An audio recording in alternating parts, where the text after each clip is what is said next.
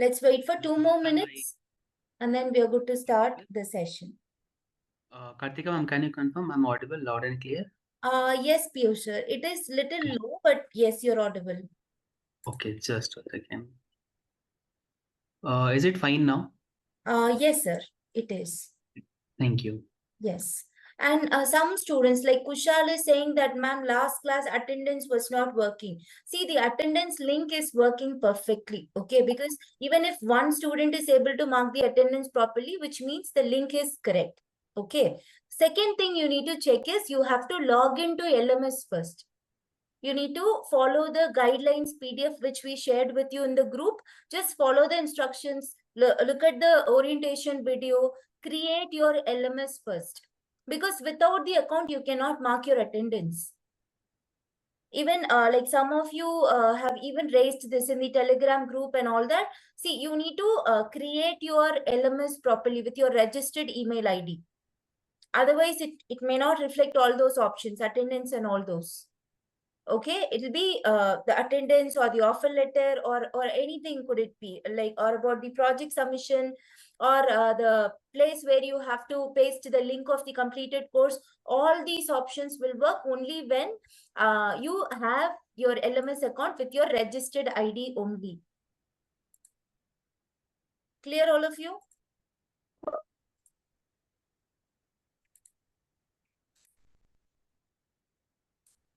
Any other questions? See, this is all about, this is the solution for the attendance. The attendance link is working perfectly. If you're unable to mark the attendance, then the only issue would be is your LMS account. Okay, and already we have told you about the project or the eligibility criteria, like attendance, course completion, project submission. Right, in the upcoming sessions, we will be keeping you posted on that as well. So this information is for the late joinees. Okay, sometimes the LMS, works very slow because all at a time may not be able to access the platform. So sometimes it gives you the error, not all the time. Okay, if the attendance link is not working immediately after the session, you can try marking your attendance within that particular day, maybe 3 hours later. Okay. Today's attendance link will be shared at 6:55 p.m. Okay, just 5 minutes before the session ends. You will get the link both here and as well as in the Telegram group. So today there will be no YouTube live. We will be sharing the recording. The drive recording will be shared in the group. Okay. Last date of the project submission, as you all know, it is 15th of July. If you can look at the schedule page in the PDF which we shared, it is mentioned in there. Okay, offer letter. Right. So for the offer letter, students, see, we cannot make any changes later. As it is already mentioned, if you would like to change anything, you should have done it before you download the offer letter. Later, even we do not have any options to change things. This was clearly mentioned in the message itself.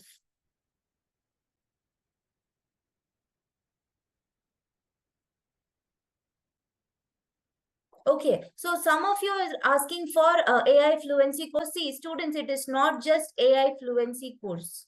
Okay, if you look at the advanced section, there are similar others 5 courses. In total, we have 6 different courses under the advanced section. So many of you are saying that, ma'am, I have completed AI fluency. What is next? See, there are 5 other courses that are left behind. You need to complete them. All the courses, whichever is available under advanced, needs to be completed. That will only be making you an eligible candidate for the internship completion certificate. Okay, beginner and intermediate are optional. You can explore them, but it is not compulsory. Okay, but for this internship, completing all the courses under advanced is compulsory. Recorded session links are already provided in the group. Harsh, you need to check the pinned messages. We are doing it on a daily basis. Daily basis as in for the session dates, we are sharing the recording and as well as the attendance link.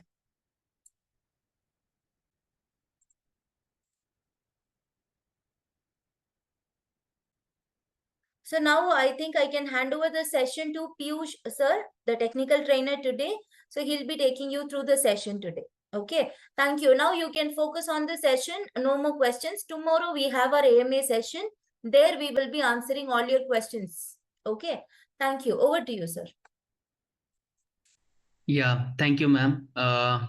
Good evening, everyone. My name is Pius Pankaj. I'm a master trainer at EduNet Foundation, and I will be your trainer for the day. Before moving ahead, I just want to get confirmed from all of you. Am I audible, loud and clear? Is my screen visible? All right, perfect, perfect. I'm getting good response. Yeah, that's a good thing to get started with today's topic. So, our today's topic is going to be generative AI. And as you know, in the today's market, everyone is talking about this particular topic, and there are so many roles in the market.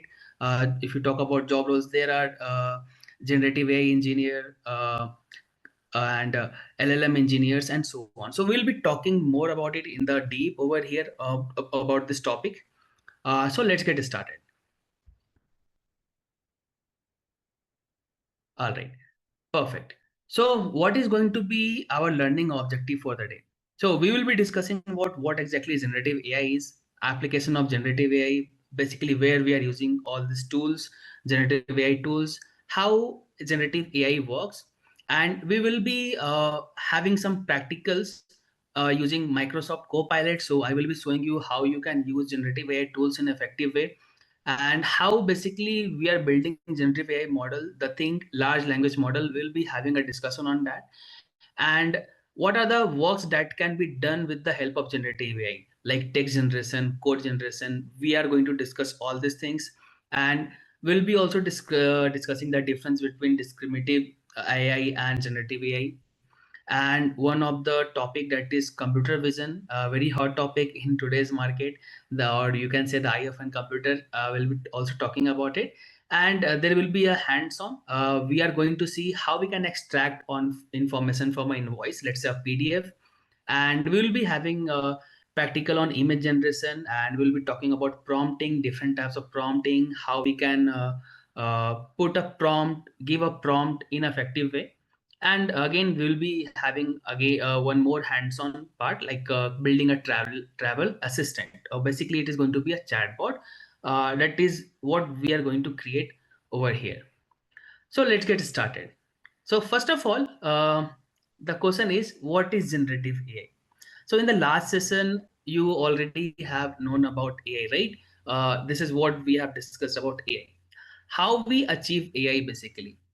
We are achieving AI with the help of machine learning, deep learning, and all these things, right?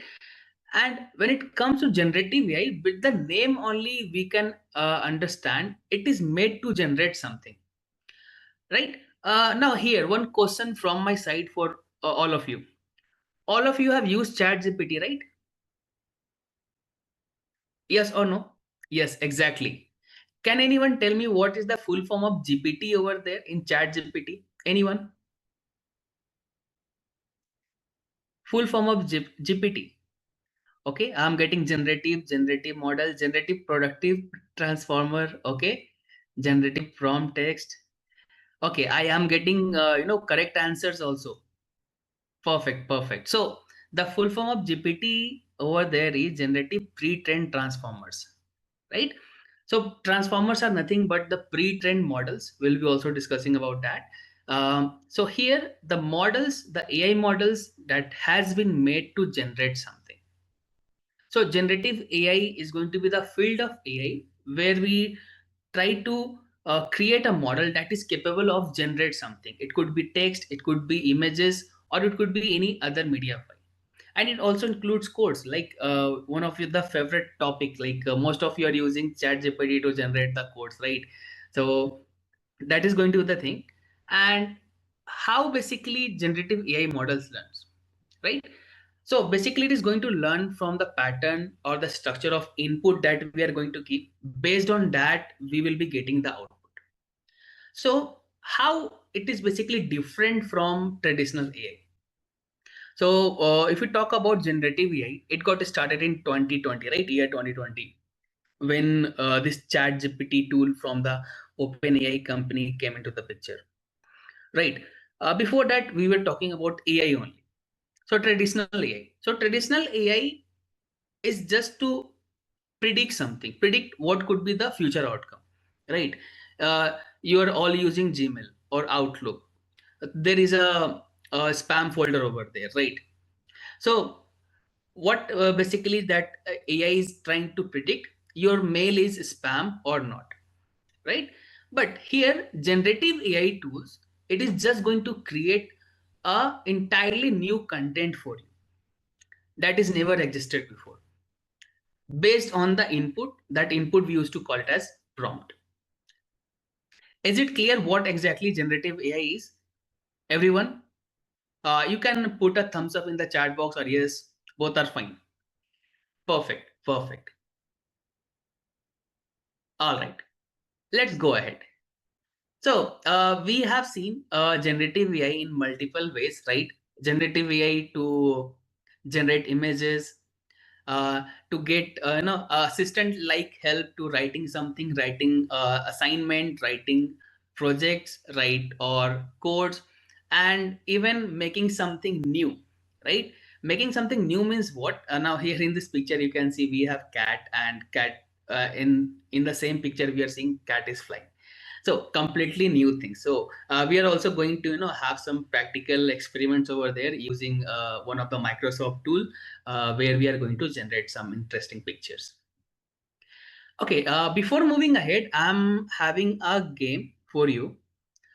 So this game is nothing but quick draw from Google.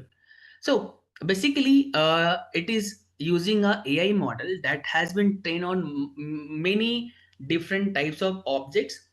Based on the pattern object, it is going to identify what you have drawn. Let's see this. Okay, and it is going to get open over here. I'm sharing this link also in the chat box so that you can also try the things with me. Let's have a quick look with this. So here I'm on this platform, quick draw with Google. Here, let's draw. So what I have to draw, hockey puck under 20 seconds. It is going to, like ask me to draw different things. I have to match the pattern. So hockey puck. Okay, I don't know what exactly hockey puck is, but I know hockey. Let's click on got it. And here, think something is wrong with the internet. Let me reload this page. Just a second. Yeah. Giraffe. Okay, I have to draw a giraffe. I see lion, or dolphin, or bear, or mountain, I don't know how or giraffe camel. looks like. I see flamingos, or dragon, It is saying it is or a horse. flamingo. I see dog. Sorry, Okay, I it couldn't was guess not it. able to identify. Let's see different thing as well. I have to draw a vase. I see line. I see leg, or wine bottle. Oh, I know, it's vase. Yeah, I am able to draw the exact picture. Now P. I see line, or green bean. Oh, I know, it's pea. Yeah. Swan. I think it is going to be tough for me. I see river, or arrow, or dolphin. Oh, I know, it's swan. Wow. Panda. Now this is really tough. I see rainbow, or squiggle, or rabbit's foot. We have limited or bear. time. In that time, I have to. I have no clue what you're drawing. I have less time also. I see koala. I see monkey. Or dog. Oh, okay, no. Sorry, Pencil. I It is couldn't going to guess be it. easy, right? I see line. I see skyscraper. Or marker. Oh, I know, it's pencil. Yeah, perfect. Okay, now what you can see, I was able to draw correctly 4 out of 6 pictures. Now, giraffe I was not able to draw. How people are drawing giraffe, we can see. Now, you can see like simple steps they are taking. Just we have to match the pattern. Okay, Salman has got 5 out of 6. Perfect, perfect.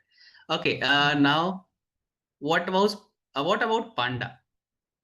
I was not able to draw panda. Okay, this is how people are drawing panda. Okay, this was the effective way, right? Nice, nice. All right. So I hope you had fun using this tool, right? Let's come back to the topic now, right? It is interesting. So I want you to know, try now after the session, you can try. You have the link, you know this platform. You can try with your friends later on. Let's move ahead. So basically, this tool was based on neural network, how Google has created a platform that is trained on the patterns of different objects and animals. And whenever we are going to draw something, it will try to match the pattern. If we are able to match somewhat, let's say 60 to 70% or more, it will be able to predict, okay, we have drawn the same thing or not. All right, 3 out of 6. So, eventually you will be getting 6 out of 6 one day if you're going to practice. All right, let's talk about the applications. Where exactly we are using generative AI? Okay, so image generation and manipulation. Now you might have seen so many people on YouTube and in Instagram. They are creating some, animated pictures and all. Yeah, Ghibli art, very, very good example that you have added. That was a trend for almost a month, right? So generating an image, a completely new image, and manipulating an image means what? Like people were using Chat GPT and they were giving their own image and they were asking to convert it to an Ghibli art, right? So that was, like a very hot trend on that day, on that particular month. So yeah, image for generating an image and manipulating an image, we can use generative AI tools. And there is one more, advantage of using generative AI tool for generating image. As we have discussed in the, first slide only, that it is going to generate a completely new image. Sometimes if you want to use an image for a business, so there could be some copyright issue. But when you are going to use generative AI tools to generate an image, so it is a completely new image, so no one can claim copyright on that. So you can use it free of cost, right?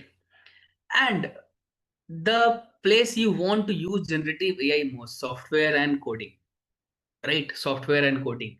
Everyone is taking the help of generative AI tools like Copilot, Chat GPT to generate codes and make the development of a project faster. Like at least if you are going to take the help of generative AI tools in project development, so you can do the project work that could be done in 10 hours. You can do the same thing in 2 hours. So this is how it is going to help you out to reduce the time and all, right? But one more thing over here, when it comes to software and coding, we are not going to rely on the generative AI tools completely. Can anyone tell me why? We can't rely 100% on the generative AI tool for coding and all. Due to bugs. Okay, right example. Okay, a very good point you have raised. All right, errors. Okay, so basically, you know what the exact problem is. ChatGPT or Copilot is going to understand your prompt. Based on the prompt, it is going to give you the answer. It doesn't know what exact problem is. Now here we need some human intervention, but human intervention is going to be minimal. For that you have to have the deep knowledge of that particular programming language that you're using. Yeah, for debugging you will be using your brain. All right, and moving ahead, and yeah, text generation is going to be the next example. So in this particular application, basically you are using a lot this particular thing for completing your assignment, your college assignment. Am I right? Are you using text generation thing to complete your assignments? Yeah, everyone is using. Okay, so here we have to just take a help. We are not going to completely copy and paste. So here it is just going to help us to generate the text, whatever the text we want. Let's suppose you want to write an email to your principal asking for leave. So you will be getting a correct email in like whole the things that you're going to generate from or any generative AI tool. It is going to be in correct grammar, right? We could have some grammatical error when we are going to write an email or even a letter, or even you're going to prepare any Word document. But when you're going to use generative AI tools, so there will be, zero chance of getting grammatical error.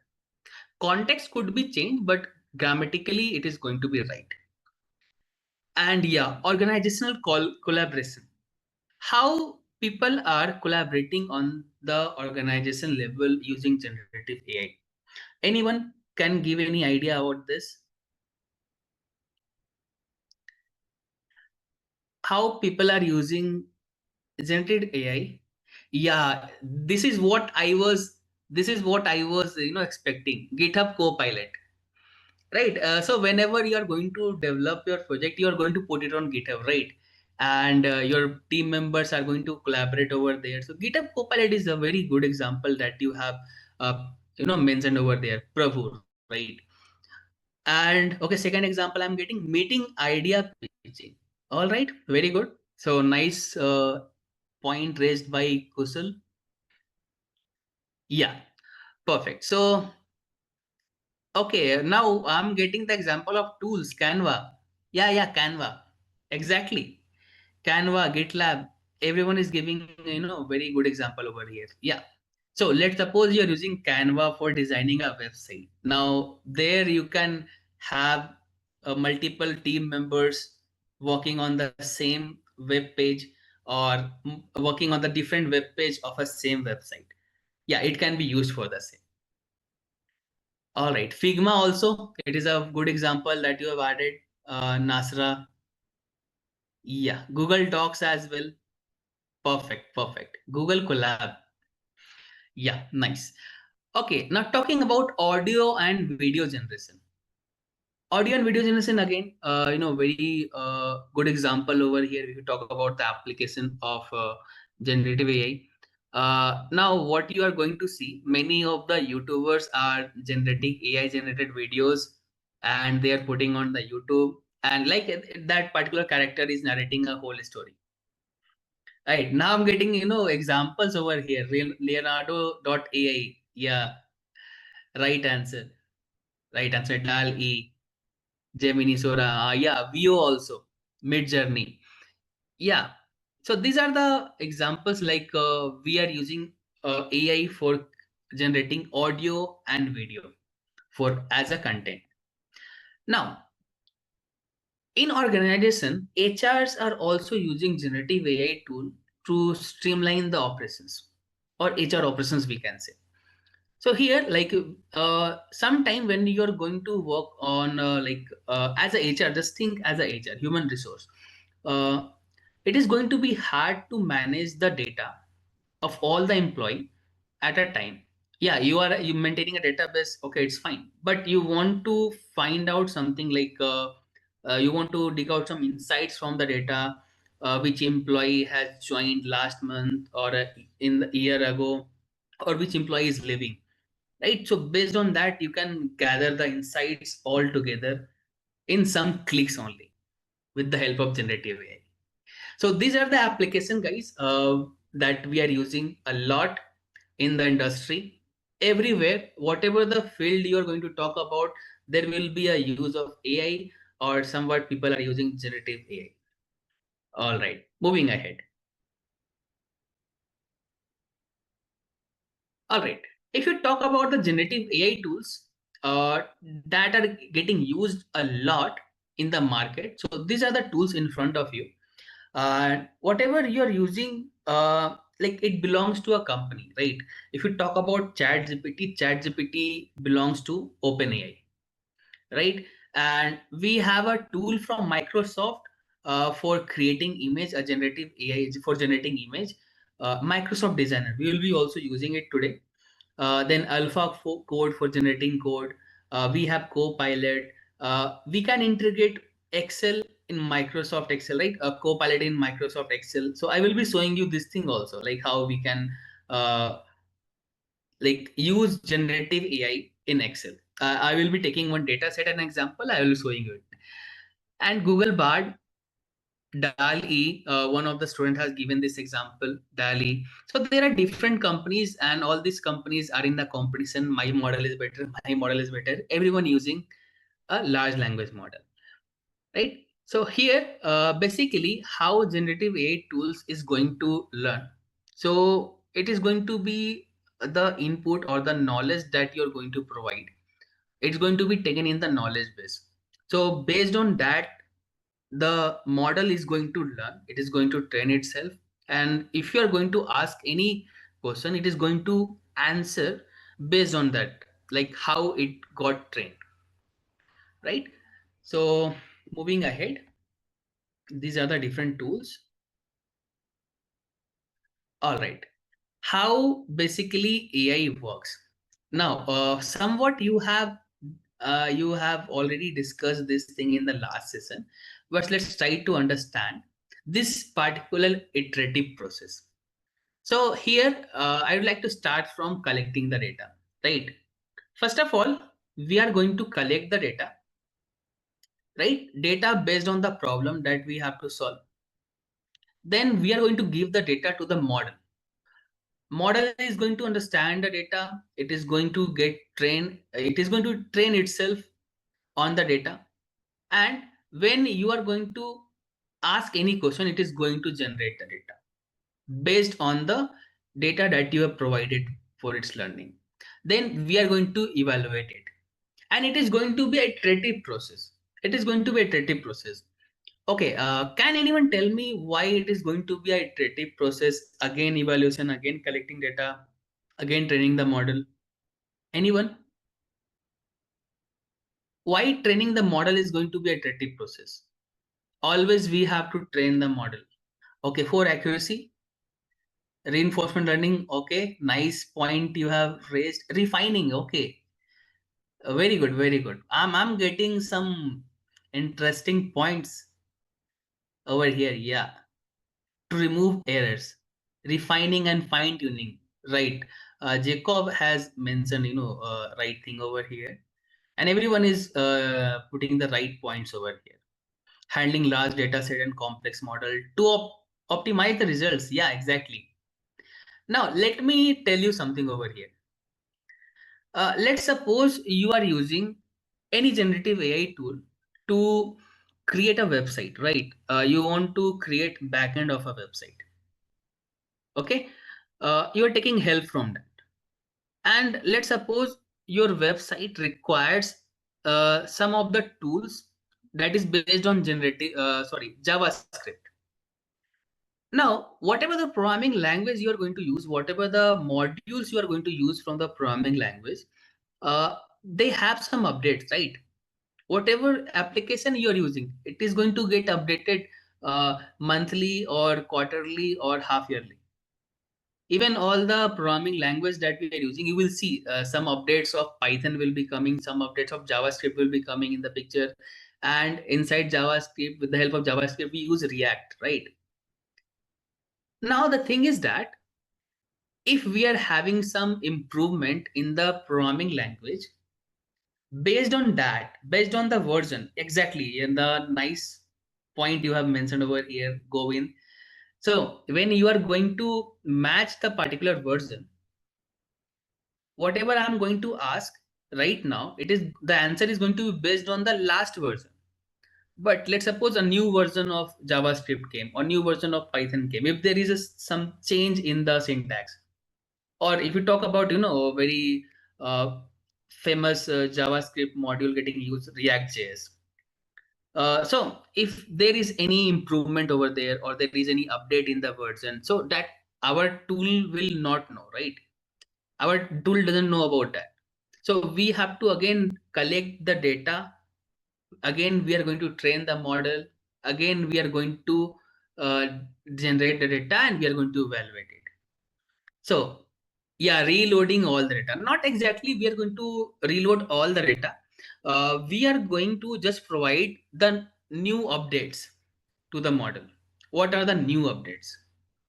Okay, let me explain you with a very simple example over here, right?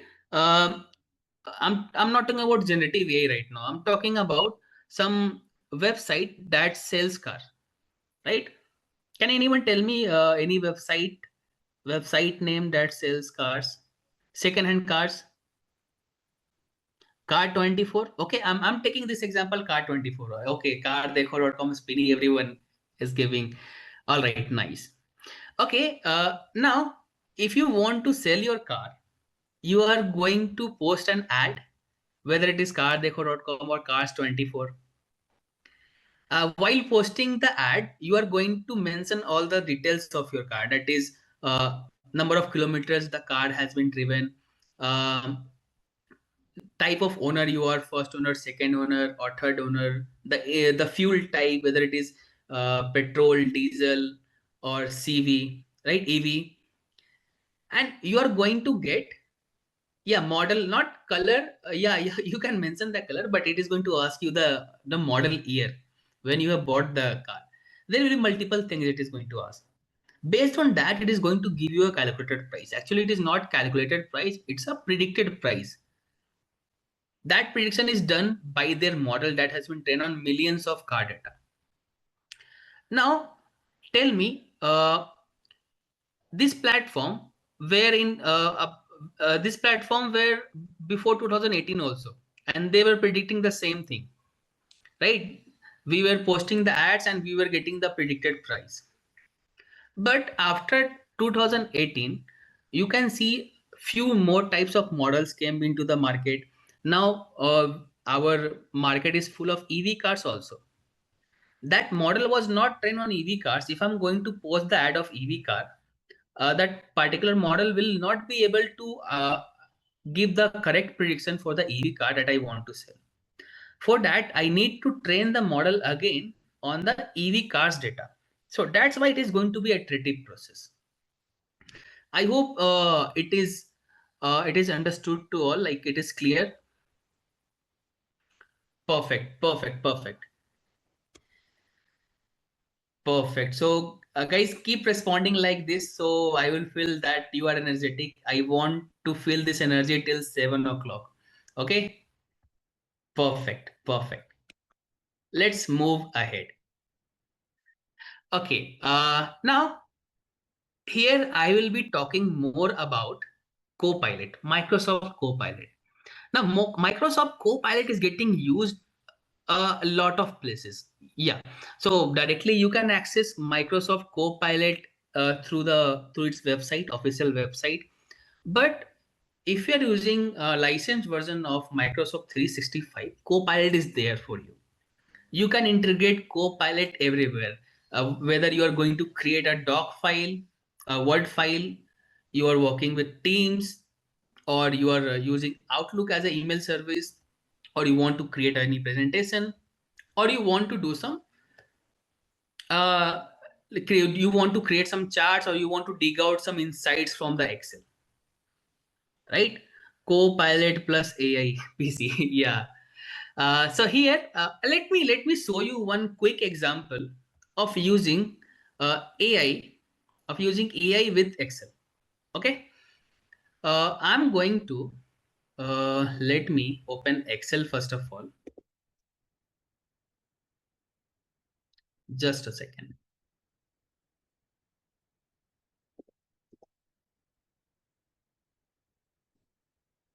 Yeah, in Power BI also we are using. Exactly, we are using in Power BI also. If time permits, I will be showing you the use of AI in Power BI, guys. Okay, let's go with this data first of all. So right now I'm using Global Superstore data. It is available everywhere. Okay. Now this data is about a company that is having their business all over the world, right? And this companies deals in different category is like this particular column, this P column, you can see technology, furniture, office supplies. Now if you know Excel, yeah, you can simply analyze the data by creating pivot tables, or you can create the charts and all, but I don't have that much time. I want to dig out some insights. So here you can see there is an option called analyze data. So here we are using AI over here that is going to understand this data on its own, and it is also going to produce some insights over here. It is going to generate some insights based on this data itself. Here we have to wait for a while because it is a quite large data set. If you talk about number of rows, I think the number of rows is more than 10,000, I guess. Let's wait for a while. Let it get loaded first.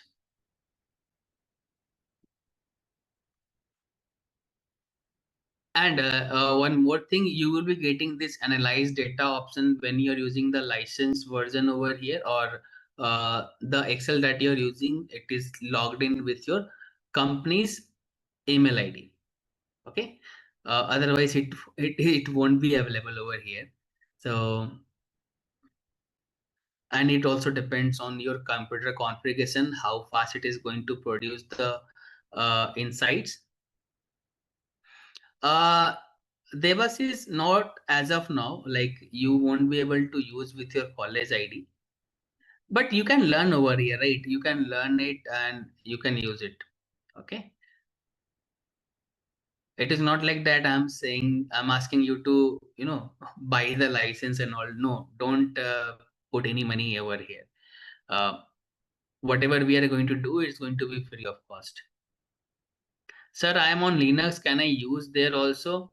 Yeah, you can use, but on Linux, Excel is not there, right? There is some other, I don't remember the name exactly, but like Excel, we are having some other app over there. Yes, LibreOffice. Yeah, you got me. LibreOffice. So with LibreOffice also you will get some add-ins part. You can get the add-ins over there. So this add-ins that you can see. I think it's taking quite longer time to analyze the data. Okay, guys, I'll come back to this particular Excel file. Let's continue with our topic. We'll be having other practicals also. I will come back to this particular this Excel file. Let's go back to our PPT. Just a second.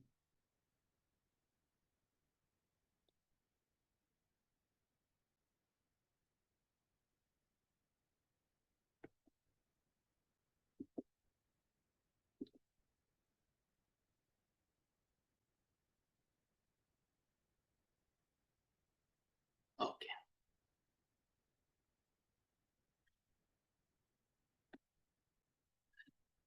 So Copilot can be used in all the Microsoft tools, Microsoft Office tools that you're using, whether it is a PowerPoint presentation, Excel, uh, or Word file. With Teams, in Teams you can also add your own bot, and yeah, for working on emails also. So it can be integrated with all the tools, basically in Windows. Yes. Not only in Windows. Let's suppose you're not using Windows PC, but you can use it online, right? You can use it online. All right. Now, if we talk about generative AI, how we are able to achieve generative AI? We are able to achieve generative AI with the help of LLM. LLM stands for large language model. What does it mean? Large language model, how large it is?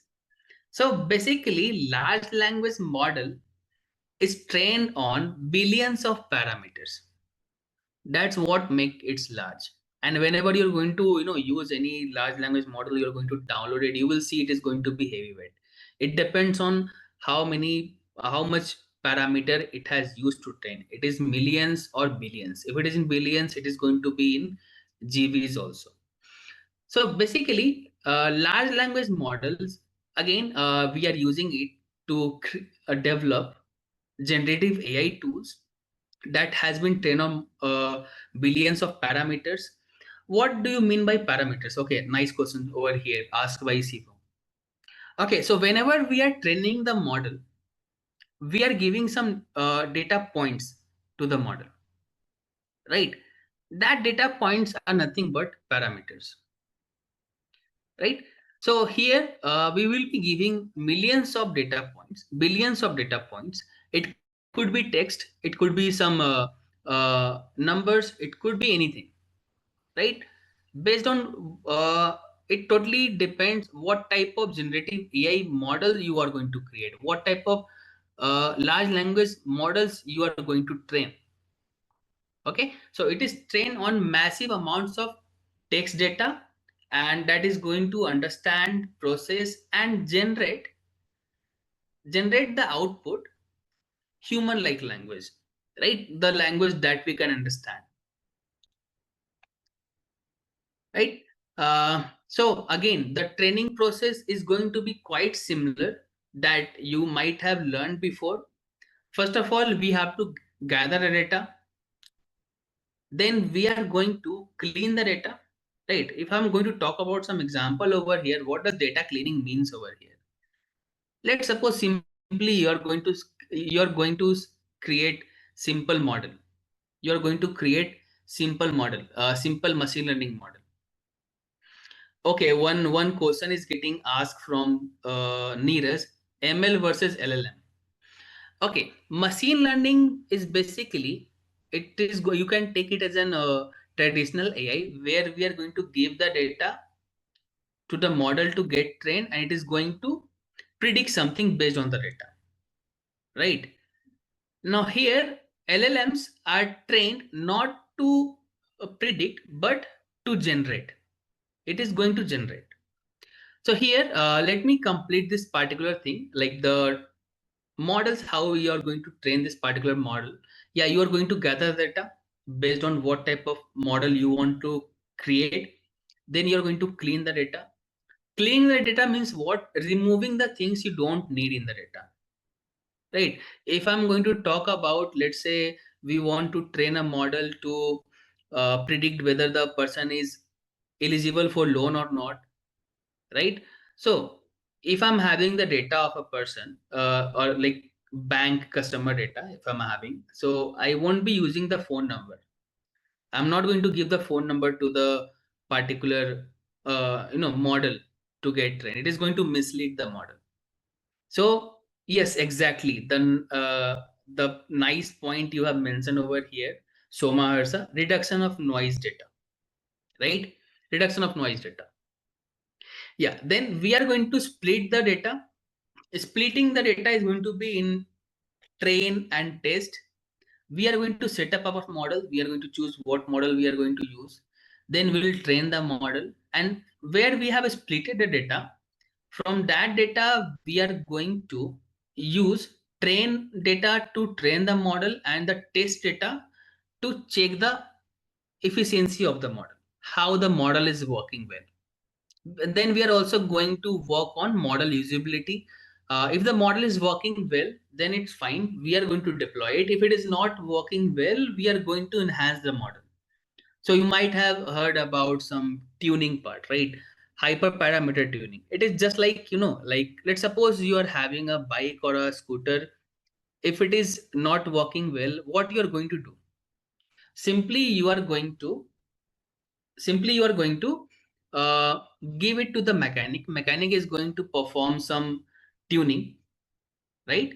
And based on the tuning, your model is going to, so your bike or scooter is going to work well. Similarly, we are going to do the same thing with the model. Yeah, so here one question from Noor, means LLM is better version of ML? Not better version, we can say, like if you talk about the LLM, so it is a subset of generative AI. Generative AI is the subset of deep learning. Deep learning is a subset of machine learning. And answering to your question, you are not going to say better version, you can say advanced version, right? Advanced version. Okay. Can I get your question again, Kalyan?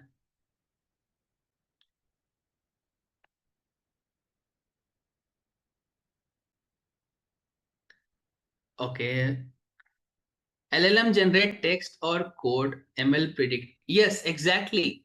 So LLMs we are going to use to build generative AI tools. What generative AI tools is going to do? Generative AI tools is going to generate something. But if we talk about machine learning is going to predict based on the past training. LLM is going to generate, machine learning is going to predict. Exactly, exactly. All right.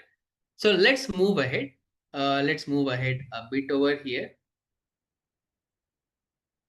All right. So we will be also having some discussion on text generation, how you are going to generate the text effectively, and when we are going to discuss about prompting. So text generation is going to be one of the application of generative AI tool that is getting used a lot in every industry, right? Wherever you are, either you are in college, or if I'm in company, I'm also generating some text using Copilot a lot. And I'm also using that same similar text to train the model again. So here it is going to be a type of natural language processing that is going to use the model train on large amount of data. So when I am going to say large amount of data, it is going to be billions or millions of parameters. Okay, so here it is going to generate words, sentences, or entire document. I can also ask Copilot to generate a doc file. It is going to generate a doc file with the content I'm going to get. I'm going to download it. So here it is going to create the whole document in the way that a human is going to write. Right. Perfect. Perfect. All right. So for text generation, what are the tools we are using? Yeah, chat gpt everyone has used, right? We have used Gemini, we have used Copilot, and there is one more called word twin. So mostly people are using these four tools to use to generate text. Okay, I'm getting examples over here. DeepSeek, yeah, DeepSeek we are using. Grok, Perplexity, yes, exactly. So these are coming new in the market. Yeah, everyone using. So Perplexity you can also add in WhatsApp, right? Black box you can add in VS Code, right, to generate code. So there are a lot of tools. So like list is not going to end if I'm going to take all the names, right? Perplexity is for deep learning, I think. Yeah, like uh, not exactly deep learning you are going to say. Again, Perplexity is working with LLMs, right? So there is a model that is going to generate something, right? It is not going to predict, it is going to generate. So this is what we have to keep it in our mind. So we are using these tools for generating the text. When it comes to text, it could be a essay on something, it could be a letter, right? And it could be a application that you want to, or email also, the email that you want to generate. All right, moving ahead. How text generation work basically? Let's try to understand this particular architecture. Okay. So first of all, we are going to provide the input text. The text is going to get tokenized. So tokenization will take place. What is tokenization over here? Tokenization is going to be nothing but breaking down the whole text. The whole text, we also call it as corpus, breaking down the corpus into documents, or you can say the chunk of text. Yeah, it could be letters, it could be word, it could be sentences, right? When you're going to tokenize all the things, it is also going to get converted into vectors. As we know, computer understands only numbers. So our model is going to understand the numbers. So the whole text is also going to get converted into vectors. Vectors are nothing but numbers. And that is what the transformer model, whatever you are using, is going to get. For example, GPT, right? Yeah. After that, we will be having some attention mechanism. So attention mechanism means what? Like what exactly? What is the context over here of the prompt that you're giving, the input that you're giving? Based on that, it is going to perform some positional encoding. Encoding is going to be, changing the things to the text to vectors again. Now, if the transformer is working well directly, it could be given to the LLM and it is going to repeat until the end. If the things are getting done effectively, then we are going to perform detokenization. Detokenization means what? We have performed tokenization before. We have broken down the entire uh, text into chunks. Then we are going to combine all the chunks together to build the output that you're going to get. Okay, here you want me to give a detailed overview of tokenization. So tokenization is going to be a technique where we try to break down the entire text into different chunks. That chunks could be sentences, it could be words, it could be letters, but mostly we try to break it into chunks. This chunks means what? Like the words. We are not going to give the entire text in one go to the model. Whatever the text that you're going to provide to the model, it should be divided, it should be broken down into some chunks. Chunks is going to be nothing but the tokens. We also call it tokens, right? After that, you are going to give it to the transformer model. It is transformer model. For example, GPT, generative pre-trained transformer, right? So this is going to be the flow, how you are going to pass the data to the model. So when it comes to tokenization, we are using NLP technique, natural language processing technique. When it comes to NLP, so it stands for natural language processing. It is going to process the text that we are going to provide. As I told you, model is not going to understand the text that we are our language. Model only understands the numbers. So that what NLP technique is going to do. NLP technique is going to first of all tokenize it. It is also going to convert the tokens into vectors. Not exactly the binary values. We are talking about some numbers over here. Okay, the numbers. So this is how all the things will take place. The training and the interference, right? All the things will be taken place like this. So one question from Ans: tokenization is a process in which our data converted into numbers, not numbers directly.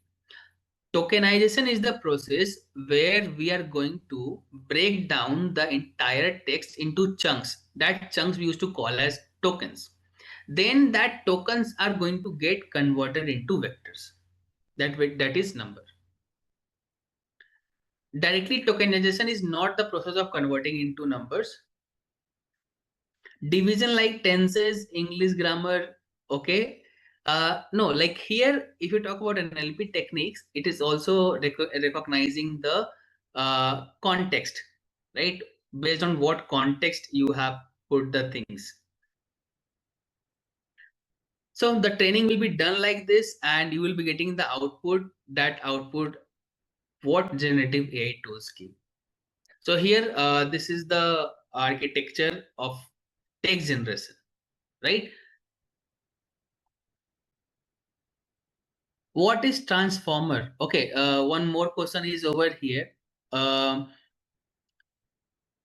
It is transformer model, not transformer mode. Sorry about it. It is transformer model. Yeah, process of dividing the sentence into tokens exactly. So one question is here, transformers. So if you talk about transformers are nothing but pre-trained models. Pre-trained models that has been already trained. We are just going to import it and use it. We are going to import it and use it. Okay. Give me a second. There are a lot of confusion over here about tokenization and what we can say. Yeah, let me break it down. Let me break it down for you. Just give me a minute. I have to share another screen.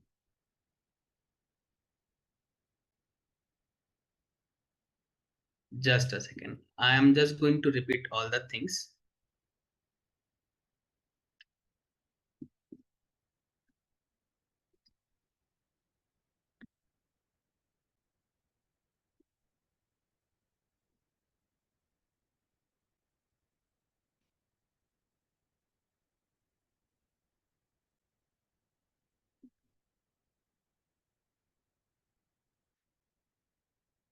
All right. So here you're talking about tokenization, right? So tokenization, if you talk about tokenization, so basically, let's suppose we are having an entire document. We are having one document, right? The whole document, we are going to call it as the document, or you can say a text file. We are going to call it as all the text as corpus, right? What tokenization will help us to do? It will help us to break down this entire text into chunks. Now, if I'm going to talk about this particular document, it could be broken down into different chunks. Now, these chunks could be each line inside the document, right? That is going to be sentence tokenization. Sentence tokenization. Let me open the chat box also along with it. Yeah. And if I'm going to break down the whole entire text, the entire text that I'm having over here into word, that is going to be word tokenization. Word tokenization. So this is sentence. We are going to break down into words. Let's suppose I'm having one word over here. This is one sentence.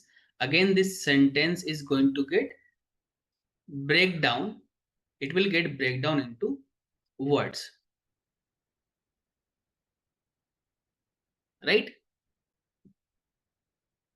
Chunk size will vary also. Yes, chunk size will vary. It depends on what type of data you are having, right? I hope tokenization is clear. Yeah.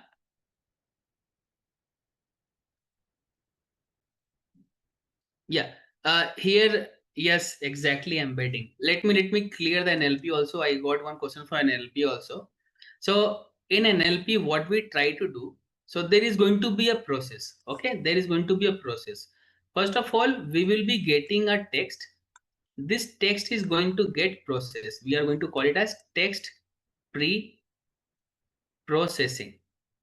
Text pre-processing. Again, now this text pre-processing is going to have multiple steps. It is going to have multiple steps. What are the different steps it is going to have? So text pre-processing is going to have like tokenization. Yeah, first of all, we are going to break down the whole corpus into sentence or words. Then after tokenizing it, we will try to remove few things from here. Like it could be cleaning the text and all. That we also call it as uh, stop words removal. We will be having few more technique over here called stemming is going to be a technique where we try to break down the words to its let me give you one stemming example. Let's suppose I'm having a word cooks, cooked, or cooking.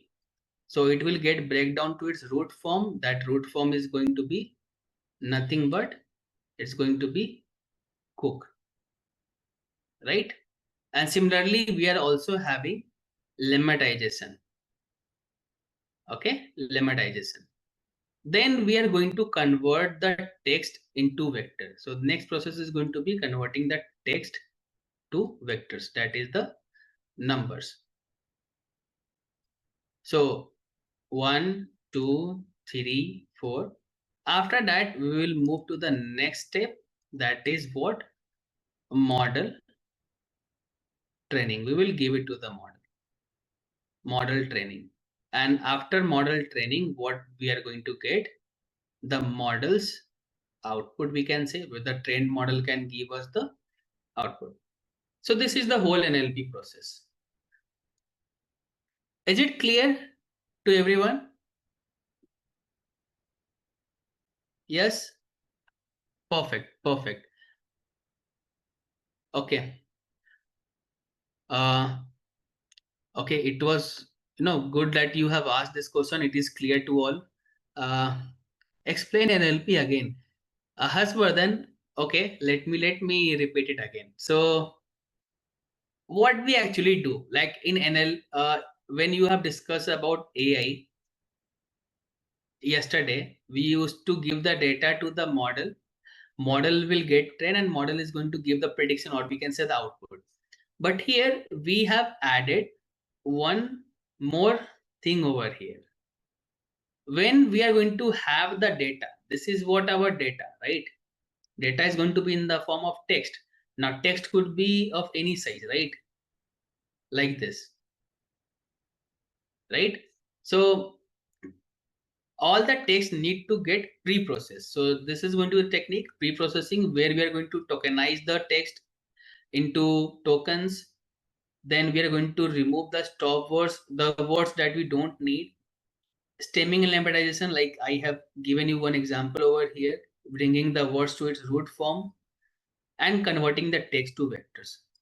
Then it is going to given to the model to get trained, and our model is going to give the output based on that, the training. This is what NLP technique is there.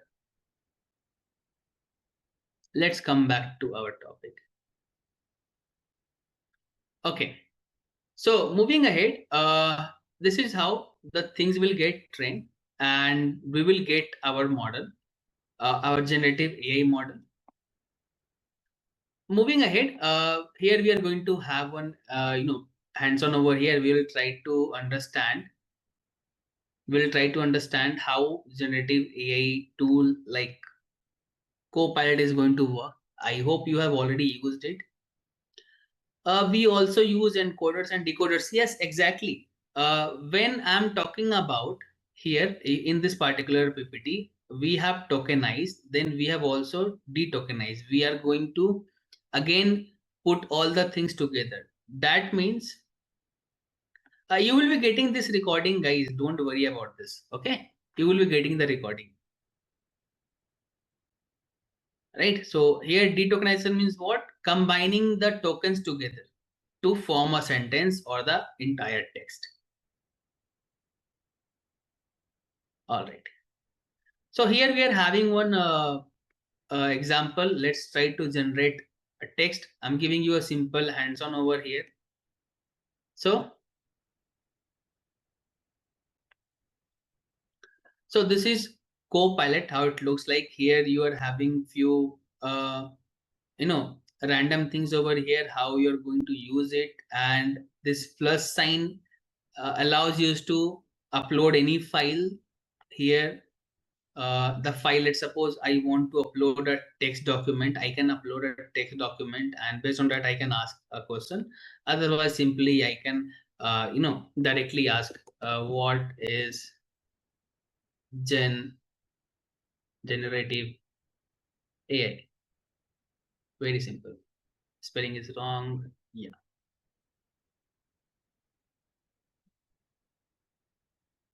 So here we go, like simple use, like we have generated a text, or let's simple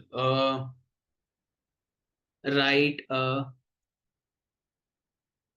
let's say write a letter. I'm just talking about write a letter to the principle for granting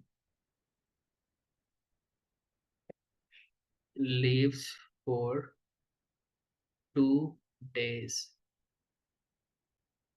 as I am going to my hometown. Okay, this is simple text I have asked, given, and I will be getting a letter. Here you go. The output totally depends on what type of prompt you are using, and you can see like the whole syntax is also given, right? This is how we used to write the letter. What we have to do, we have to simply replace our name, our class and section name, and the leaves date, that from when to when you want, right? All the things are coming in the proper way. How a student, right? It is also identifying, okay, you are a student. That means you are going to have a roll number or ID, if applicable. You are going to put your roll number or USN number, right? All these things. Let's come back to the topic. This exactly looks like chat gpt. Yes, exactly.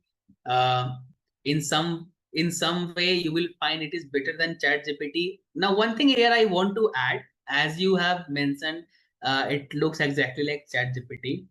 When you are going to use chat gpt, at some extent it is going to tell you, okay, sorry, you have done for the day. But here in copilot you can use it for the full day, right? So ChatGPT has daily limit. Here it is not going to have daily limit. Copilot, no, the Copilot that I'm using is not paid. It is not paid. It is free version. The Copilot I have used over here, it is free version. It is not paid. Yeah, it's Copilot is free. But when you are going to integrate it with the different things like Microsoft Power BI, let's say Power BI or Excel, that time it is going to ask you to take some subscription and all. Here you can do all the things. Yes, we can also generate. Yeah, it will work on phone also. We can generate images. How to use it? Okay, how to use it? You don't need to worry. I'm giving you the link. Just come to this link. I'm sharing this link, and here you go. And you don't need to worry about this much. Let's suppose you don't know, like you lost this particular link.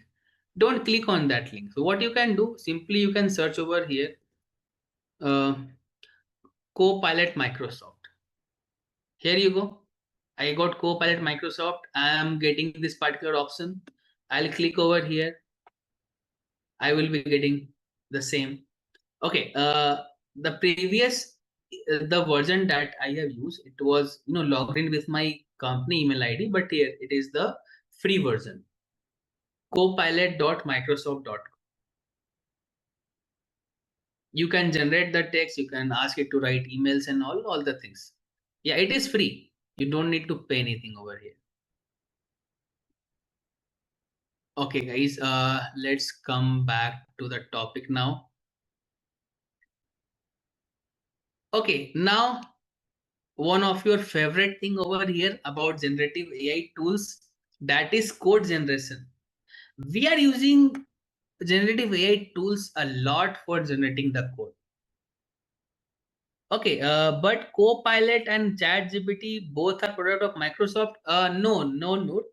We can't say like ChatGPT is the product of Microsoft. Copilot is the product of Microsoft. ChatGPT is the product of OpenAI, and OpenAI is backed by Microsoft. Right? Microsoft has some investment in this company, OpenAI. ChatGPT is the product of OpenAI company, not Microsoft directly. But OpenAI got funded by Microsoft. Not founded, funded. They have a lot of investment in this company. All right, so let's talk about code generation. How basically we can use generative AI tool to generate the code. And here we are just putting one example over here in this picture about GitHub Copilot. So first of all, we will be having some public code or any text on the internet, right? That can be taken with the help of OpenAI Codex, again one of the tool that you can use to write the codes, and we are going to give it to the GitHub Copilot. Okay, one question here in the chat box, guys. I will be answering your questions. You can put the questions in the chat box. I will be answering because I don't want to break the flow. Okay, so GitHub Copilot here it is going to be responsible for taking all the instructions like installing and starting writing the code in the preferred language that you want. Let's suppose I want to write the code in Python, that it is going to help me to write the code in Python. Or if I'm building any application using Java in the backend, so it will be also helping me to do the same. So here you will be having public code, then you're also going to have private code. Private code means what? The code that is written by you and that is confidential in the company only, right? In your organization.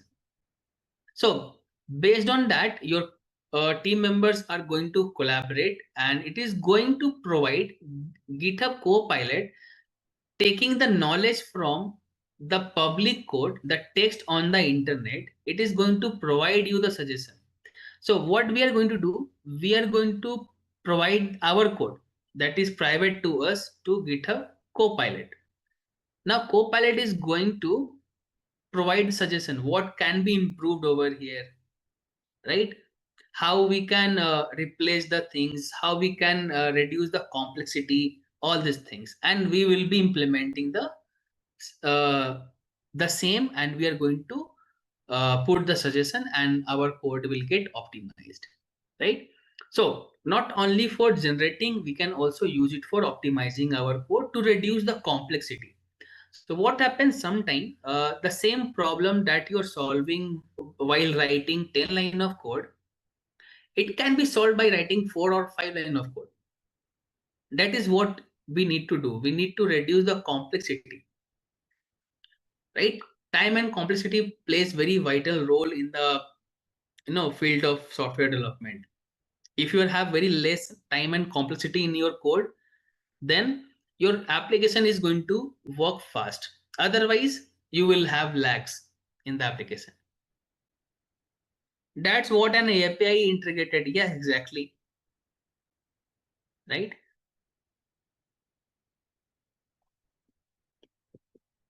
Okay, let's move ahead. All right, what are the tools that we can use for generate code? Okay, you are using chat gpt for doing all the things, but there are more than that. Basically you can say specific to this particular problem to generate the code. Yes, we have GitHub Pilot, the example that we have discussed before. We have Code Whisperer that comes from AWS. As you know, all of you know, it is nothing but Amazon Web Service. Then we have one product from Google, that is Gemini. Google Gemini is also having a lot of version. You can also use Google Gemini free of cost, and Gemini also comes with some paid versions also. Then we have Tab 9, Codium. Codium is also getting used a lot by developers because it is made just for this particular purpose only, to generate the code. Yeah, AI Studio from Google, yes, you can also use it from there. Replit, yes. Now if you talk about the Replit platform, I got one comment here from Ans. If you talk about Replit, they have now integrated this AI code generation part. Before that, Replit was just like online VS Code. Yeah, black box is the perfect example that you can have. Yes, at some extent Codium is free of it's free resource, but sometime it is going to It totally depends on what extent you want to use it. And yeah, last and but not the least, our Microsoft Copilot. And if we talk about Copilot, uh, it most of the time, 99% of the time, you will get clean and very precise code from this particular tool. Okay. All right. Moving ahead. Now code generation flow. Those who were having some problem in the previous architecture, now you can understand this particular architecture in very effective way. So what is the code generation flow basically? So first of all, we are going to give the input, right? That input is going to be nothing but our prompt, the prompt that we want to give to the model, the prompt that we want to give to the model or generative AI tool. Now we will be having the NLP layer. NLP layer we have discussed right now, right? Prompt will get processed. Prompt will get processed means what? Our natural language will get processed. So NLP layers is going to convert the text into tokens, right? And it is going to understand the intent using the context, right? Context, like what context, like what is the meaning of your basically on what context you are uh, asking the particular help from this tool. It will try to understand the context, then it is going to be given to the LLM, or you can say the large language model. So we already know by large language models is going to be trained on, or we can say pre-trained on massive code data set. So whatever the tool you are using, either it is Codium or Copilot, it has it has been trained on massive code data set. It took a lot of time to train this particular models. That's why these models are going to be heavy. When I'm going to say the number of parameters, that it is going to be in billions. So that's what it makes heavy. And it is going to use the transformer architecture that we have seen previously, and it is going to predict the next code step by step.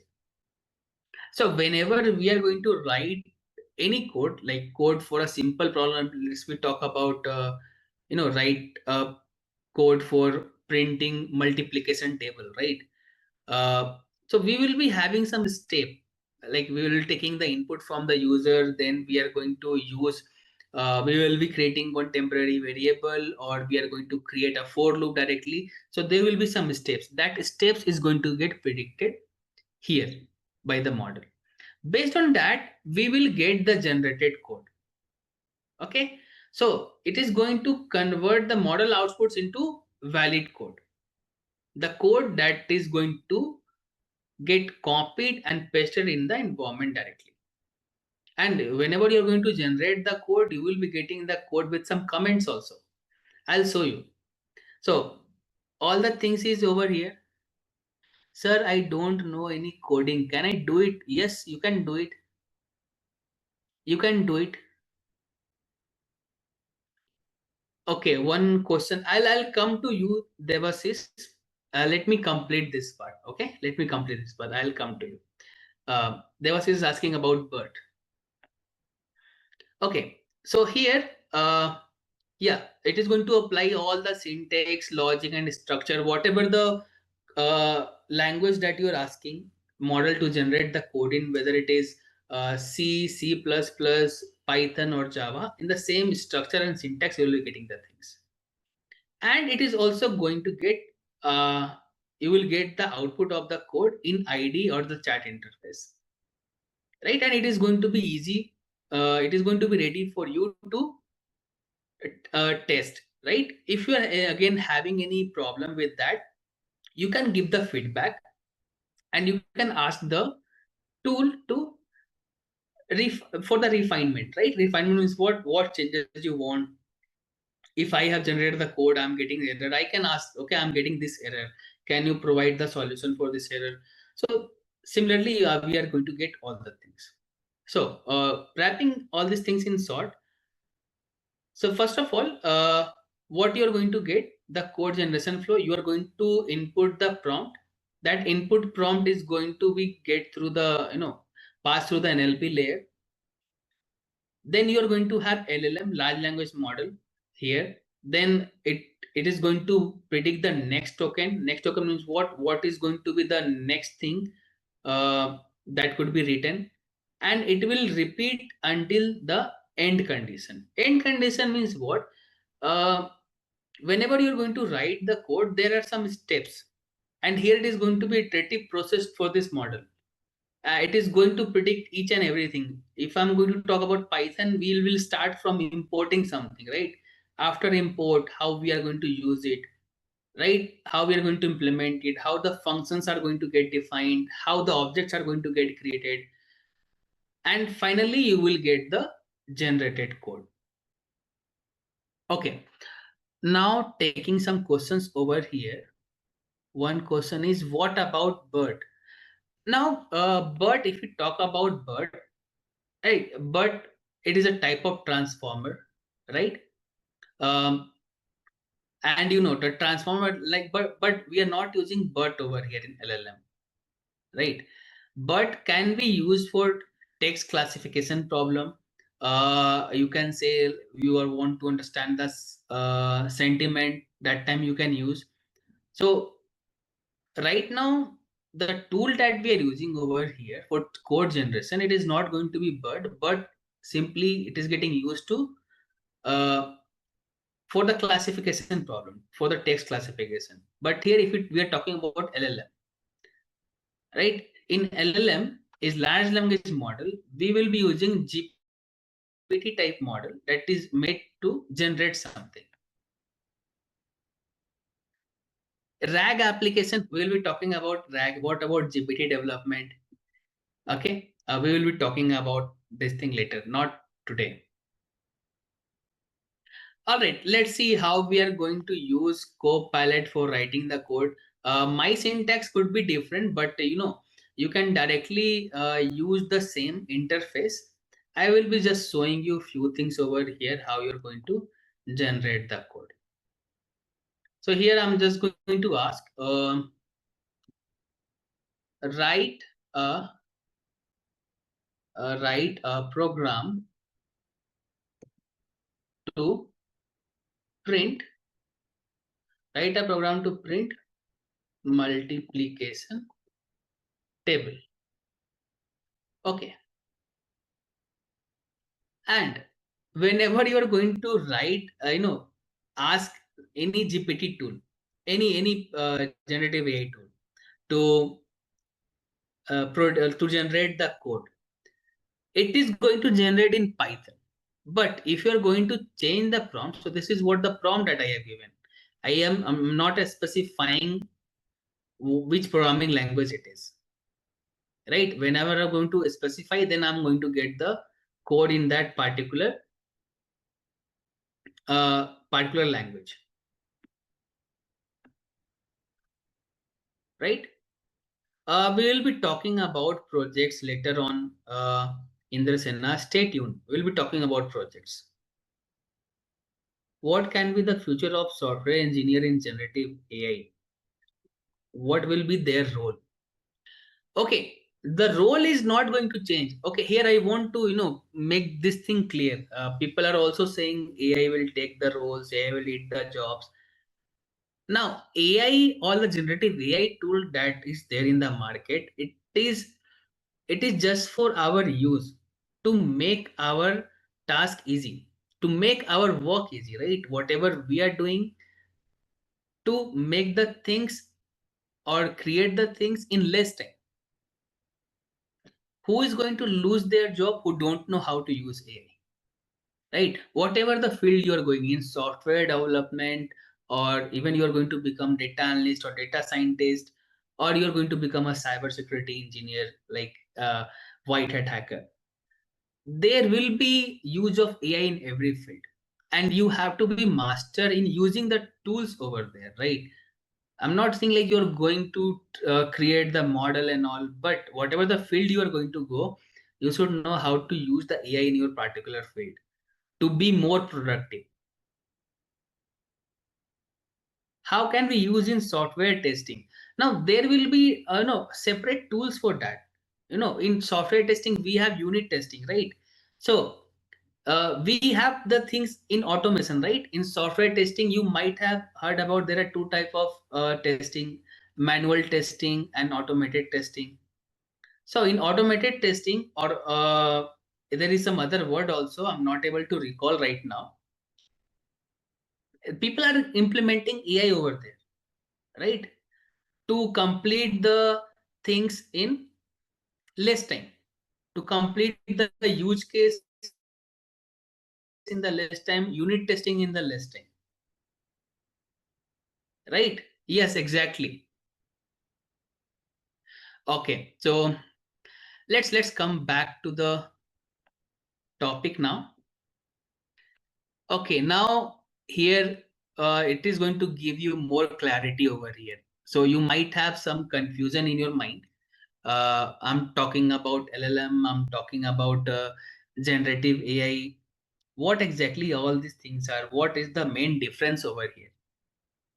What exactly the difference is there? So if we talk about the scope, it is going to focus on language. LLM is going to focus on language. In which language you are giving the prompt. I can give the prompt in English, I can give the prompt in Marathi, I can give the prompt in Tamil, I can give the prompt in Hindi, right? It is going to focus on the language, right? But the generative AI is going to work across the text, image, audio, and the code.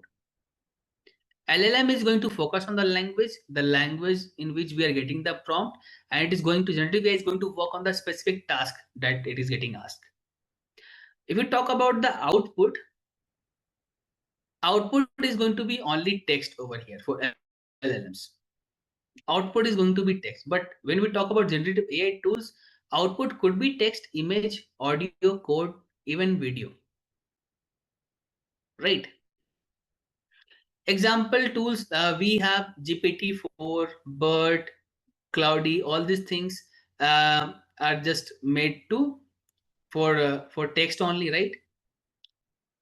Then we have Chat GPT, DAL-E, Copilot, Firefly, right? All these things. Okay, one question is getting asked from Dayani. Sir, explain SLM. Okay, when it comes to large model, I'm talking about large model. Model, you can put it to different bucket. Small language model, large language model. So talking about the small language model, and this is for everyone, not only for Dayani. Small language model is just going to be used for an organization level only. If you want to use for yourself only, for a particular team, you can say. But if you talk about ChatGPT is getting used worldwide, right? A small language model is going to be a task centric, right? A particular task it is going to solve. With the help of large language model, we can, with the help of large language model, we can do multiple things. But with small language model, we can only create a simple chatbot that is going to handle few query based on the knowledge base that we are giving. Difference between LLM and LLP, I have already explained, I guess, Aman, but I'm giving you the things again. So LLM, basically, we are talking about large language model that has been trained on millions of parameters. But before training the large language model, we used to pass all the inputs through NLP layer. NLP layer means what? Natural language processing. The prompt that we are giving, the input that we are giving, or the text that we are giving, it need to be get tokenized. There is a process. The process I have discussed over here, right? So there are different process. This process I have discussed about NLP. So it will go through this process. NLP is uh, till here. Okay. Text processing is going to have a lot of things. So it is going to work mainly in this area. tokenizing the text, removing the things over here, stemming and lemmatization, converting the text to vector. But LLM here, when we talk about LLMs, we are talking about large language models. All right. I'll come back to it, but we have few more things over here. Okay, moving ahead, let's discuss the difference between discriminative versus generative AI. Discriminative model, or whatever the model that we have, used before 2018, were discriminative AI model only. So those model was there only for predict something or classify something. So here, let's say I'm giving one image to the model, image of tiger. Yeah, we can also call it traditional model. It is going to classify, okay, what this animal it is, tiger or lion. Based on the train data, it is going to predict. So what we got, tiger. But when I'm going to give image to a generative AI model, and I can ask it to, make some changes. I can ask him to make some changes over here. So I am having the tiger, I'm making that, tiger, and I'm making the tiger to roar, right? So that is what the basic change over here. So simply, like, I'm telling this thing from the, starting of the session. Uh, Descriptive AI or traditional AI is to predict something, is to classify something, but the generative AI is to generate something, right? It is going to generate text, image, video, audio, anything. Any doubt till here? Is everything clear till here?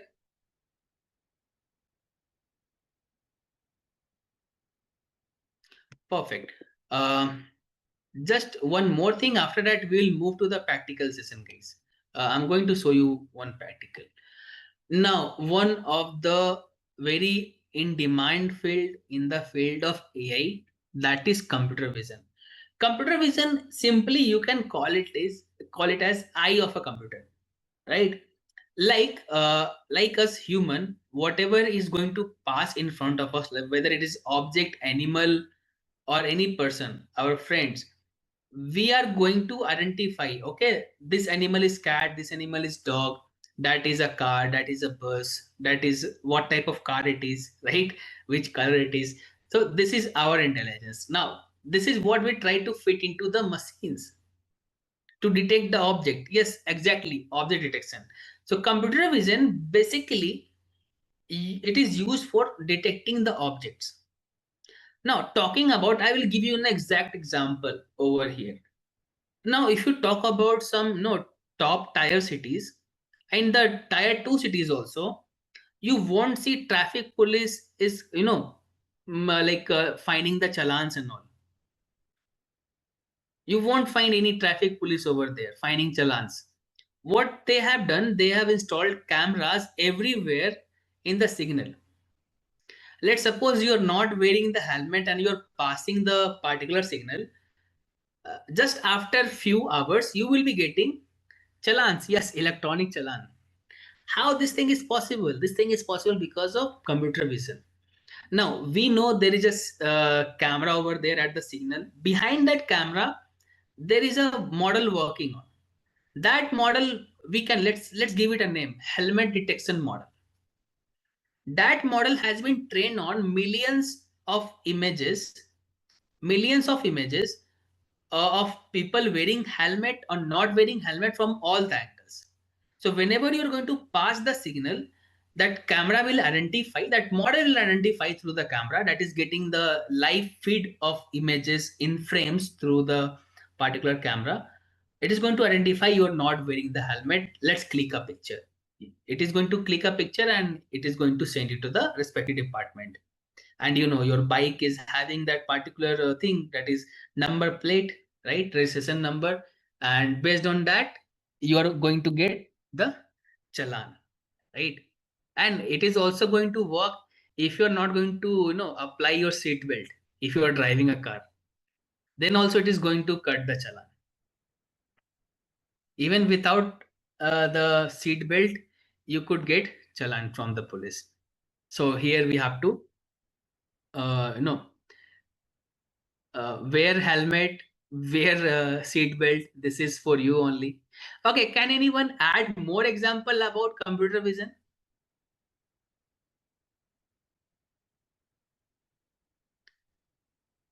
Drone detection, okay, nice. Biometric scan, over speeding, helmet tracking, yeah, peak detection, self-driving car. Okay, very good example you have added over here. Self-driving car, face detection. Okay, it is in your phone, guys. It is in your phone. Computer vision is in your phone. All of you have used Google Lens, right? Exactly, Google Lens, it is in your phone. And face lock unlock. If you're having Apple phone, you are having what? Face ID over there. If you're having Android phone, you're having face lock, right? All these things are nothing but example of computer vision only. Yes, plant digit dissection, Snapchat, okay, thumb impression, attendance system also, Windows, hello, all right, yeah, stationary vehicle detection in road safeties. Yes. So if you talk about, I'm giving you example of, here in Bangalore. Uh, in Bangalore, this computer vision is also getting used to, to manage the signals, traffic signal, the time. So based on the density on the road, where in which way, in which particular road, let's suppose you are on a cross, you are having four ways, right? In which road, in east side, south side, in which side the particular traffic is more.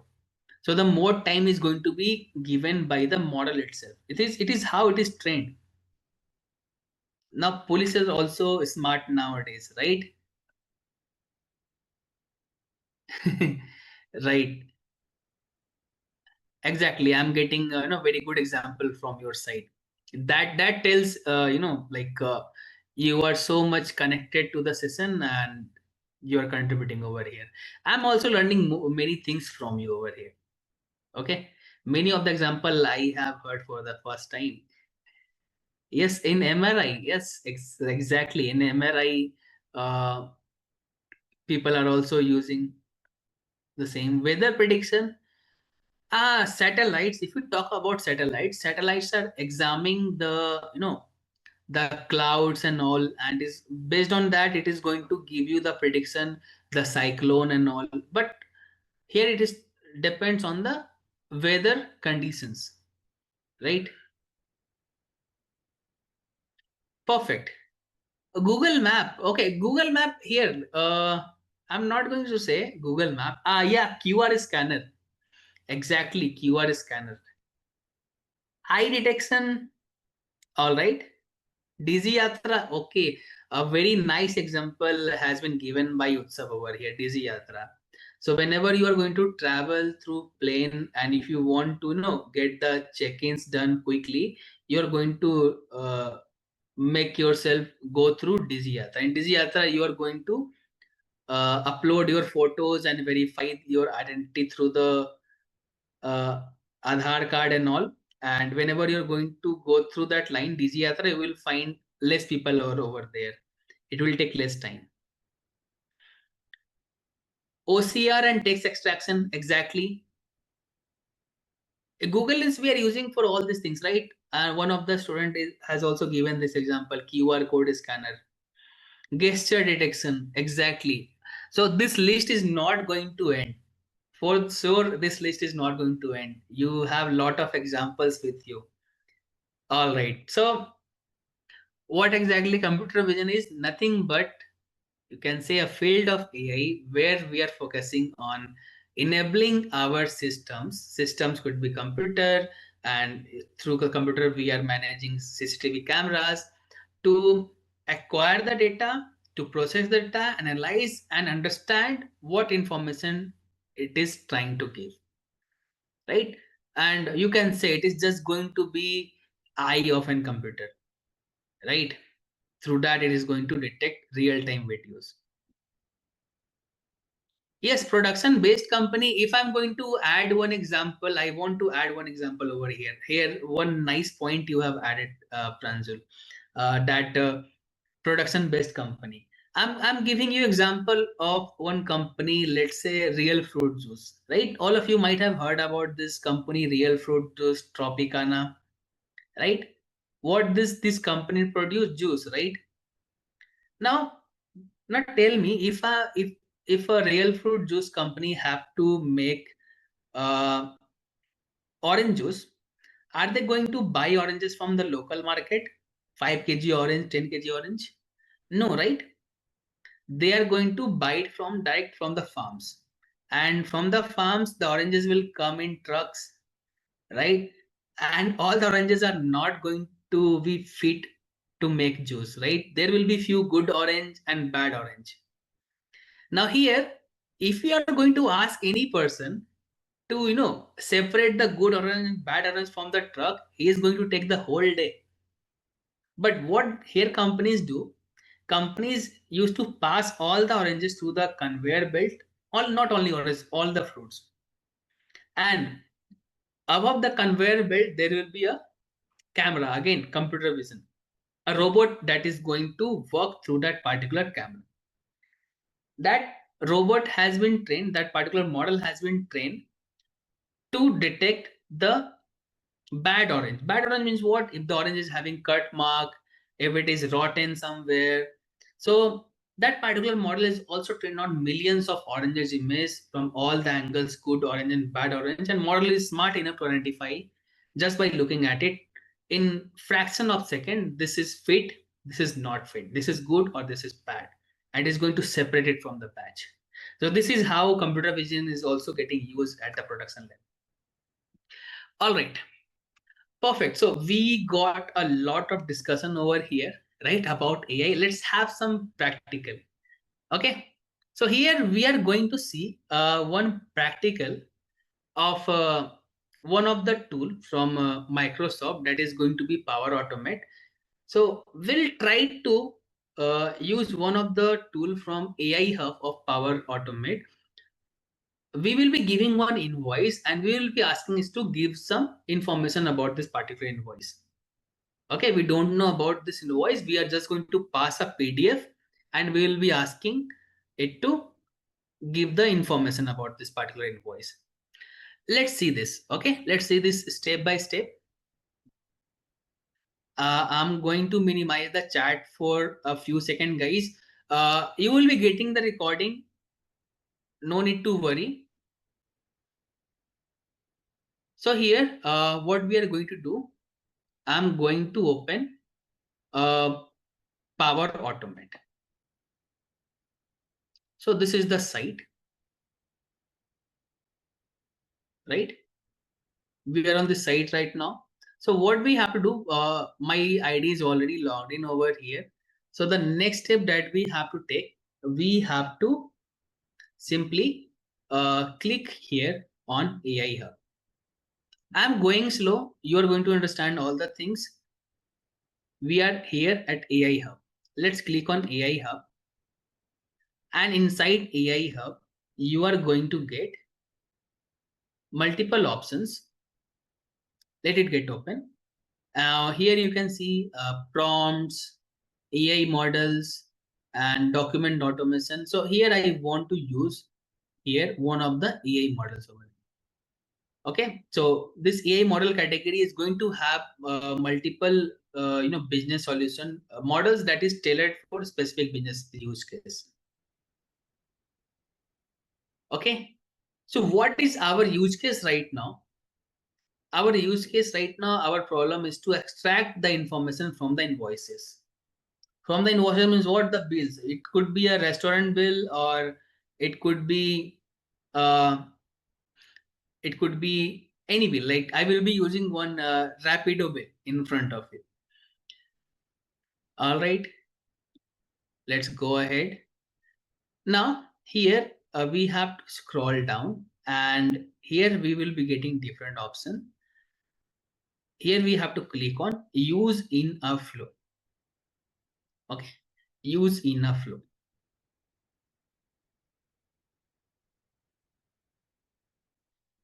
Here we have to wait for a while, and here it will try to connect the flow, whatever the IDs you have over here. So I'm having the ID with this particular email ID on Office 365 Outlook user and all. I have to grant the permission. I'll click on continue.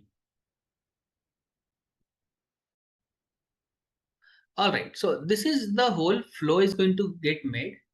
So what we have to do simple, we are not going to change anything over here. Simply we are going to save it. Okay, we don't need to do anything over here. We are going to save it. It got saved. So when it is going to get saved, we will be getting one option over here called test. So let's click on test. Here I'm getting one option. So it is saying there is no runs for this flow, like there is no automatically runs. So we are going to have a manual run. So I have clicked manually. Then we are going to click on test. And here it is saying the sign in is required. So already I have signed in over here. Simply I'm just going to click on continue. And first of all, what I have to do, I have to provide one invoice. Okay, I have to provide one invoice. So let's click here import. And what I will be giving, I will be giving one data over here. I'm having one Rapido bill. Okay, I have this bill. I'm going to give this bill. It got imported over here. Now I'm going to click on run flow. And it is done. Now what will happen? The steps are very simple. You are not going to get the input over here. You are going to, sorry, you are not going to get the output over here. Where you are going to get the output? You are going to get a mail from Power Automate in your inbox. The email that you have used to register here. Okay, I can see one thing over here called. Okay, you want me to explain the? Okay. Sure. I will be doing this thing again. Can you show the mail, sir? Yes, exactly. I'm going to show the mail. Okay, here I have got the mail, and let me open the mail just a second. This is the mail that I have got right now, and this is the insights that I have got from the particular document, and this is the document that I have. So document is getting loaded. So what it is there? It is saying invoice date is August 13th, and different things are over here. So this is just a auto bill. So I'm not having any items over here. If you're going to upload restaurant bill, you will be getting the items listed over here. Let me open this particular thing over here. Here you go. So this is what I have used, and it is what I'm getting in the output over here, right? As the information.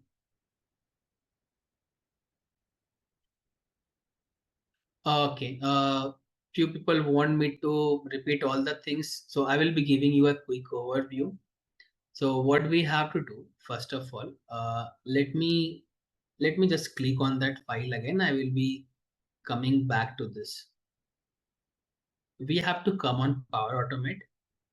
In Power Automate, you are going to find on the left hand side a pane called AI models. You have to select AI models. Under AI models, sorry, not AI models, guys, AI Hub. Okay, my bad. AI Hub. Let's go step by step. I just want to take you step by step. I clicked on AI Hub. On the left hand pane, I have AI Hub. Here I'm going to click on AI models. Okay. AI Hub, then AI models. I'm going slow. I'm not going fast. From here, what I'm going to get one option here in the middle of this page called extract information from invoices. Now, you know, invoices is going to be in the form of PDFs only, right? Let's click over here, and it is giving some example over here, like one example has been added. So what I'm going to do, Here I'm going to click on use pre-built model. I'm going to select this option. So whenever you're going to click on this particular option, use pre-built model, you will get these two things: use in a flow, use an app. So here we have to select use in a flow.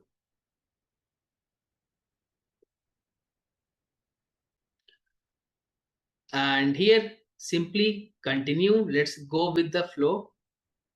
And we need to save this first of all.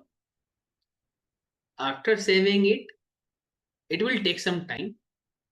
We are going to click on test. We will select manually and test.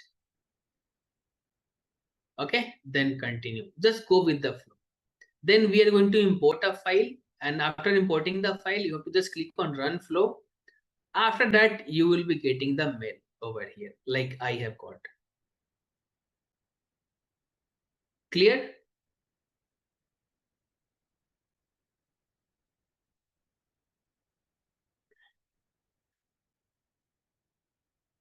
Yeah, you can have the it is a premium version. Yeah, it is premium version. You can't use it directly. You need premium account for that, your company's account. But you can take a free trial. Okay.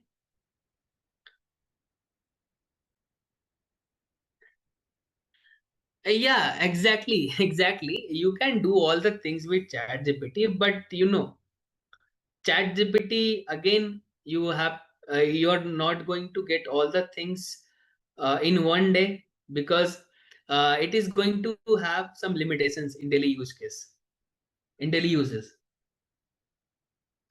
All right. So that was one of the practical that I wanted to show you. Now let's move to the next practical. No, it is not free. Power Automate is not free. It is for organizations.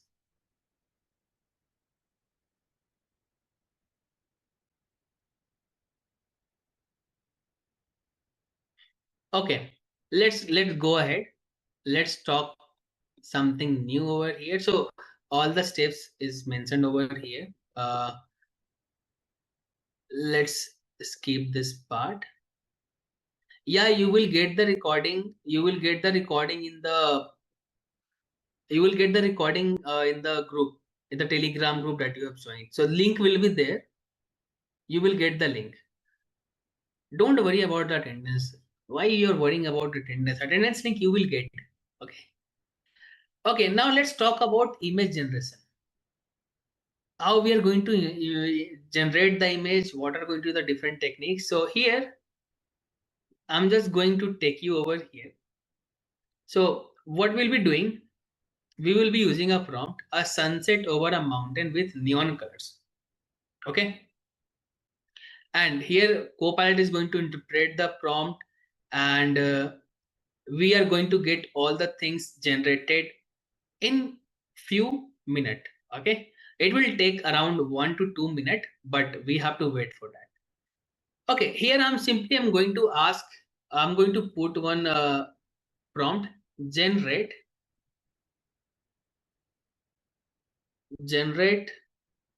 a sunset with a sunset scene. Let's say sunset scene with neon colors.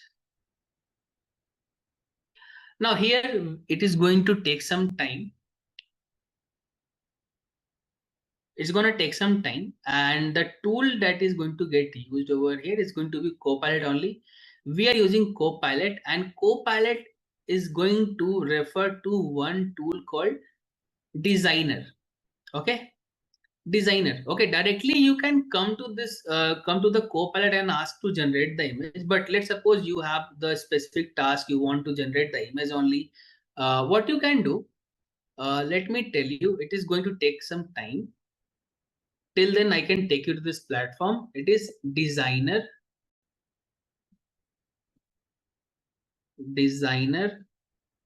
Microsoft. You can just type here in the search bar and you will be getting it. Designer.microsoft.com. This is the website. I'm going to give the link to you. You can also try this. This is also free. You are not going to pay anything for this particular tool. This designer.microsoft is free. But what you need to do, first of all, you need to sign in over here. It is going to give you some monthly limit. Okay. The same thing is getting used by me over here in Copilot. Here you go. I got one image over here. You can try different things as well. Let's suppose a random thing I want to put over here. Uh, generate generate generate an image, cat flying and UFO. And let me specify a little bit on Saturn ring. Okay, I'm trying to be creative over here. Let's see how the result is going to be. The prompt is generate an image cat flying an UFO on Saturn ring.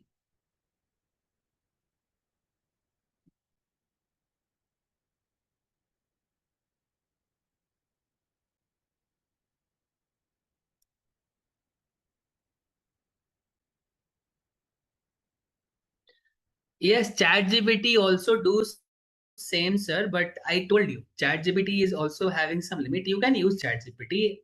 You can use Google Gemini. It's your choice. All the generative AI tool is going to, they're going to work on the same type of, same type of result. But you will see little bit tweak in the result, even in the code, or you are going to write, you are going to ask for the text, you will be getting some difference over here. But what I'm trying to say, the result that you're getting in Copilot uh, for code generation or for writing the text, it is going to be quite clear over here and than other tools that you're going to use. Okay, so here this is what I have. It's not like Copilot, it is Copilot. It is Copilot. I have logged in through my email ID. That's why you are getting this thing. But you can directly use Copilot. You will be getting the same. Okay. So what prompt I have passed? Generate an image, cat flying an UFO on Saturn ring, and we are getting this particular output. All right. Is it clear to all? Anyone having any doubt till here? Okay, sir, it generates quite sufficient than ChatGPT or other tools. Yeah, all good, all good. All right. Anyone having any sort of doubt, just let me know. Okay, one thing I have got, sir, in Grok, we get two options from the model when writing the prompt, think or deep search. So what it is? Okay, think and deep search. Basically, the difference is what over here. Basically at the back end, if you're going to see like whatever the generative AI tool you're using, GPUs are working, right? In think you are going to get the answer quickly, but the answer is going to be it could be have some errors, not grammatical error, or you can say the code that is having some error, but it is not going to be fully optimized. But when you are going to perform deep search means what we are asking to the model to give the more precise answer, and it is going to take more time. That's the difference, think or deep search.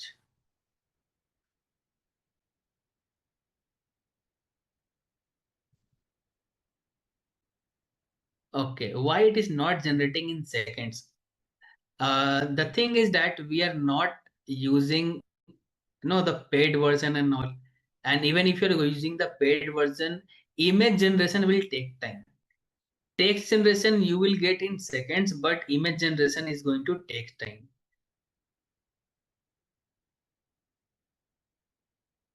What is the prediction level of Copilot? Okay. For that, question, I want to, tell you about one website. There is a website called Artificial.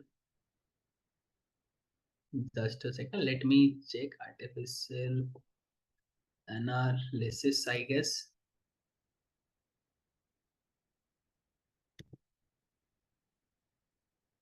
Yeah, this is the website. Okay. Artificialanalysis.ai. I'm sharing the link over here in the chat box. Now, so this website will tell you, based on the intelligence, speed, which model is fit, what is the rank of the model. So you can come and visit this particular website. You will get a lot of insights, which model is getting used the more, and based on the use case, which model you should use. Okay, price wise, which model is high, intelligence versus output speed, so everything's matter. So based on the based on your use case, you can choose the model. I have shared this link. I will be sharing this link again. All right, I hope it is clear to all till here. So let it be till here for the day. In the next session, we'll be talking more about prompting, and we will be having some hands-on as well. All right. Kartika ma'am, would you like to take over? Sure, Piyush, sir. So already I have sent the attendance link in the chat, students. Again, I'm sending it. Also, the recording of this session and the attendance link will also be circulated in your Telegram group. Okay. So please ensure to mark your attendance. As I have mentioned already, even if it gives you error, please try later, and also check that you are registered into LMS properly with your registered ID. So that is very, very important, right? So the attendance link should work because it is working for others. So it should work for you as well. Check for all these things and then try to fill your attendance. Okay. So tomorrow we have our AMA session. There you will get the chance to speak and ask your doubts. Okay. Thank you so much, Piyush, sir. So I can see the comments coming in the chat saying that this session was fruitful. Thank you so much for such a wonderful session, and thank you for your cooperation as well, students. Thank you. See you all tomorrow. Thank you, ma'am. Thank you, everyone.